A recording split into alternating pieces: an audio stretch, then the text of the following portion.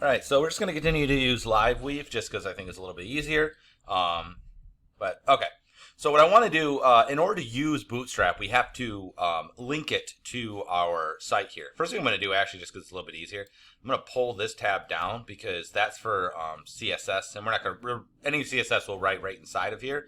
And then I also don't need JavaScript, so I'm going to grab this tab and push that up. Just that way, it's just the two. It's a little bit easier to work with. Okay. But the first thing we need to do is insert the Bootstrap. So to do that, it's best to just go to getbootstrap.com. I actually put a link as well, and that's what you want to do. It's going to bring you to this web page. And then what you can do is you have two options. You can download it and host it yourself, or you can do what's called a CDN, a content delivery network. And what that means is that you don't host it yourself. You don't install it and put it onto your website. Instead, you're just linking to a website that's already online. So, right, if you scroll down below here, you'll see a place that says JS Deliver. That is apparently where they're hosting their information, the Bootstrap documents. So you can host it, or you can use a CDN. There's an advantage to using a CDN. For one, it's less files for you to have to keep track of. It also stays up to date because you're doing it directly from this site, so you know it's the correct whatever latest version. And also, if people go to a site that has Bootstrap, what happens is when they go to another site, they don't have to download Bootstrap again because they have already downloaded it from another site that they were on.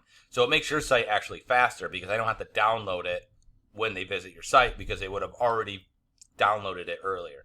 So what we want to do is right here, just click copy. It's going to say copied. Then go back here, and you want to put this inside the head. And just paste it. Control V, paste. And let's just get rid of that. I don't really need that. And then I'm just going to change this also to the, what is this? This is the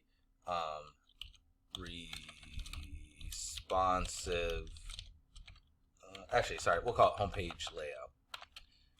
Homepage layout lab. Just so that it's that. Okay, so that'll link the CSS document. The other document we need to link is the JavaScript. So hit copy on that.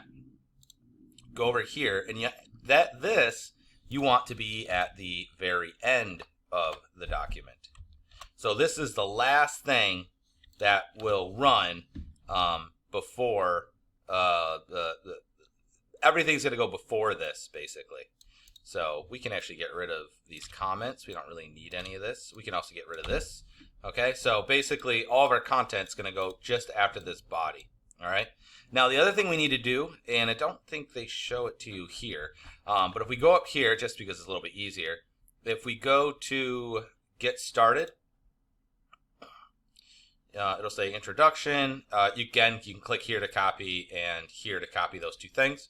But also what we want to do is look at the starter template. We want to add these two elements.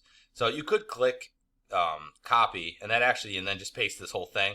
But instead, I'm just going to copy these two things here. So I'm just going to click and drag, and then I'm hit Control C, or you can right click and copy, or Command V if you're on a Mac. And then again, this is just going to go up here, and let's put this after the title. So between these two. Doesn't really matter. It's just got to go in the head somewhere. Okay. And what this does is this says the type of text that we're writing.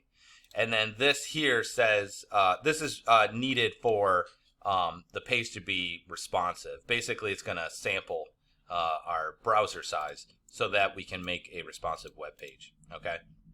And I think that's all we need to do as far as the general setup is concerned. From here, we can actually start working on our page, okay? But now it is officially linked. You're not going to notice anything yet because we haven't put anything in.